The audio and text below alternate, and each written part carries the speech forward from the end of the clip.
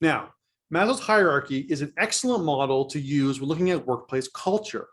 A culture needs to be built on a foundation where the people in it are having their needs met and can start to increase their productivity and performance.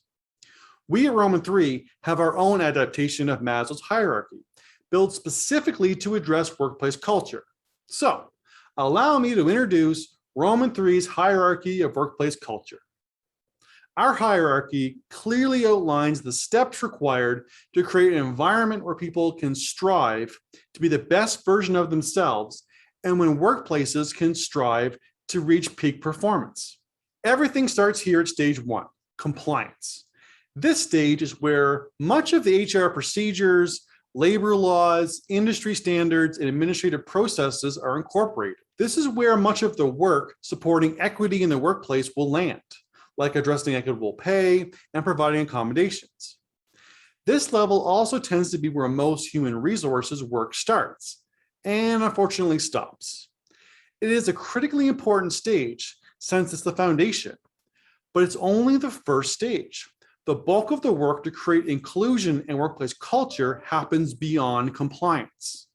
Psychological safety is without a doubt the most overlooked stage in the workplace. This is where all employees are provided an environment where they can feel safe to express themselves and feel a sense of trust and mutual respect from the people that they work with. The concept of psychological safety was created by Harvard professor Amy Edmonston. Her work primarily focused on the impact of psychological safety in regard to the freedom to speak up, to ask questions, and make suggestions without fear of retribution or any concerns that your comments might damage your relationships or reputation. Fundamentally, psychological safety is about the ability to be vulnerable. When we feel the need to posture, avoid asking questions, and are unwilling to speak up, it's because we are afraid to show vulnerability in the workplace. The third stage is where we create inclusion.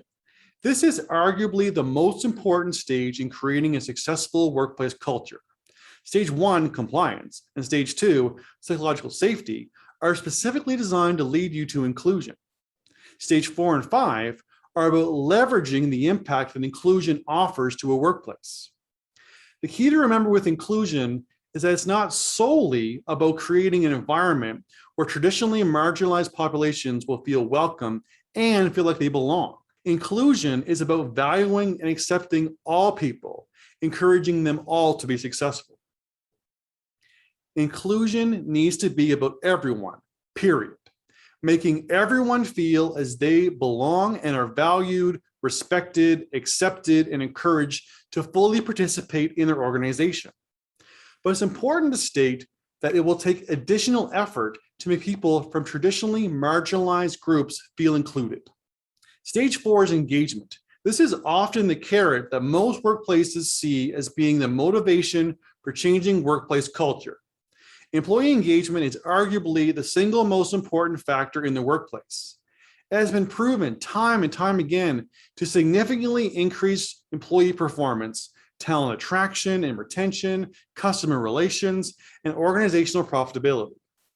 It is the most important factor when exploring organizational change and cannot be overstated of its importance. The problem with how people traditionally understand engagement is that it's typically seen as something to survey, something to measure, something to study, rather than what it really is, something to provide, something to foster, and something to empower. Employee engagement can only be fully achieved in an inclusive workplace, a workplace where all staff feel respected, trusted, encouraged, and inspired to fully participate in the organization, where they are included and will be motivated and enthusiastic to engage. Stage 5 is strive. This is where individuals strive to improve ourselves and our skills, where our organizations can strive to improve the performance of all employees. There's often a bad habit from leadership to want to jump straight to strive, where they see problems with performance or issues with turnover or low productivity. They want to change the workplace to be more productive or efficient. But if they jump over stages 1 through 4 and try to create change without addressing the foundation required for success, they are setting themselves up to fail. It's nearly impossible to create sustained improvements at any stage without first addressing all the stages beneath it.